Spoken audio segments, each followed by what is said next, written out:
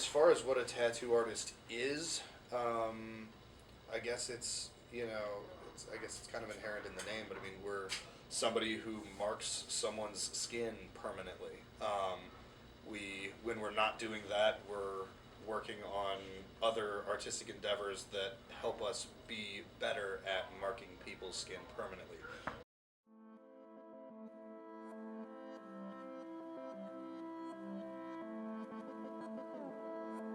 Tattooers in ancient cultures were regarded as like shaman a lot of the time, or basically like holy men, people that were like there to direct, a lot of like coming of age ceremonies and stuff like that. Like tattooing was an integral part of a lot of things like that. Weddings, funerals, coming of age, all that kind of stuff. Tattoo. And I mean, again, this is ancient cultures. But that's kind of where tattooing started. I mean, we were like medicine men in the communities that were like very, very highly regarded. I think that definitely changed. That was like a very, I guess, like the South Pacific, there was a lot of tattooing going on down there by like native indigenous cultures. I mean, even in our culture, it's still like a coming of age, ritual. Like you turn 18, you can legally get a tattoo. 20s, 30s, 40s, a lot of tattooers worked on, Navy bases. They were primarily tattooing sailors. Tattoos got a pretty bad reputation. Sailors were a pretty rowdy bunch back then. A lot of criminals were getting tattooed. I don't know when tattooing became a prevalent part of jail and like prison culture. So I guess because tattooers were tattooing a rowdier bunch, tattooers themselves kind of got lumped into the same category as that, because there was a lot of wilder stuff going on around tattoo shops. Like they would be open late, there'd be a lot of drunkenness, there'd be a lot of fights, like they were pretty rowdy, kind of like a bar would have been. A lot of that has changed where we don't primarily tattoo sailors and convicts anymore. 90% of people between the ages of 18 and 25 have at least one tattoo now. That's pretty much everybody. That spans just about every demographic, but I think that there's still some leftover feelings about tattooers. I think a lot of that has to do with the way that we're portrayed in the media. All of like the tattoo shows that have come up now where they show every tattooer so money hungry, ready to fight at any moment, refuses to take criticism, that whole thing. Every like commercial or TV show will show like some tattooer in a dimly lit, like dank basement with like a bare light bulb hanging from the ceiling, and like the lights are flickering off and on and they're blasting heavy metal. And even for people that don't get tattooed, or even people that do, but not very often, they see that and go like, oh, well, that's what a tattoo shop looks like, so therefore tattooers are these like crazy like night urchin people. I guess we are all those things. But shops are really clean. I guess that's the difference. Like shops will be cleaner than a fucking hospital, just because we have the health department makes us adhere to like such high levels of like cleanliness and like coding and all that kind of stuff. It's why there are preconceived notions about who tattooers are as people. Probably has a lot to do with the fact that we are afforded a lot of like personal freedoms in this job. I don't have to wear a uniform to work every day. I don't have to adhere to a certain dress code every day. So because of that, people will see tattooers correctly as a pretty individualistic people.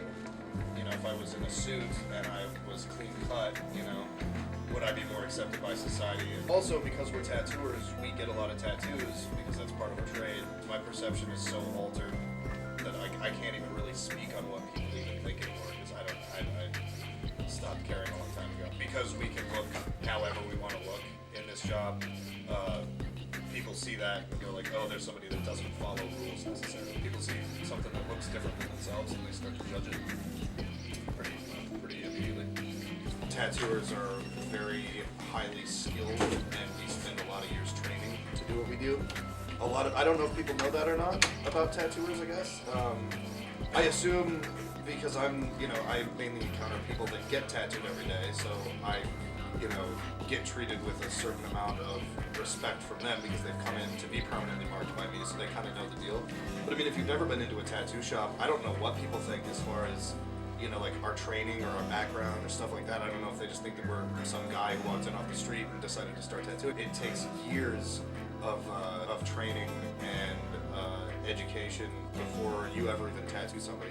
I did an apprenticeship for 2.5 years before I ever did a tattoo on somebody. Then I tattooed for another year and a half as an apprentice, like under the constant direction of my mentor. So I mean, it's almost the equivalent of like a 4-year college. And I mean, that's fairly common across the board. If it's a licensed tattoo shop and they are licensed tattooers, chances are they've spent a good 2 to 4 years being trained and skilled and educated in the field of wearing. We don't all do drugs, but artistic people do use drugs more than some other groups, I think.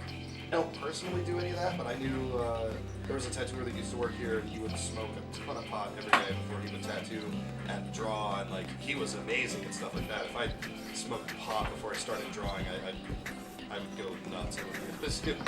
Our main output is, you know, like our creativity and our art, whether that be painting, drawing, any kind of artistic medium. It all kind of encapsulated by tattooing. So I guess at the end of the day, we're artists and craftsmen to a point. Because what we do is on a human's body, we're also trained in bloodborne pathogen certifications and knowing how to deal with being in contact with people's blood all day, you know, and how to be safe and clean about that. I think that there's definitely like a craftsman element to being a tattooer, about actually executing a tattoo on somebody who's moving and living and breathing and not just sitting down and drawing on a piece of paper. I don't know exactly what that means, I guess, as far as like what that makes us, but I think that it makes us a pretty serious bunch. Most of the tattooers I know are pretty happy people, and like we all joke around a lot. I mean, like that's part of the job too, is that like tattooing's a fun job, so we have fun with it. But I mean, there are definitely days where if I have a really heavy tattoo that's coming in, like I'll lose sleep over it for sure. We can get very serious at times because we do take it seriously. Like I'm pretty humbled by people allowing me and like having the faith in me to execute a tattoo on it with the right amount of skill and precision and safety and everything else. Yeah, I think that there's like a lot of humility behind it too, and because of that, we have a great deal of responsibility. I think that there's something that happens when you get tattooed, just as far as like the pain that you go through and like the amount of endorphins that your body releases, or like the kind of conversation that you'll have with your tattooer.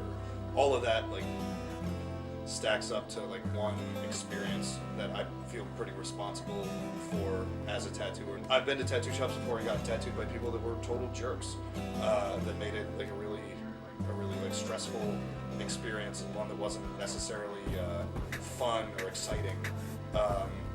I don't like to do that. I like to, you know, give somebody a fun experience to it. So I think that if you do have a good experience, you'll want to have that experience again. I mean, it's pretty, you know, it's pretty cut and dry.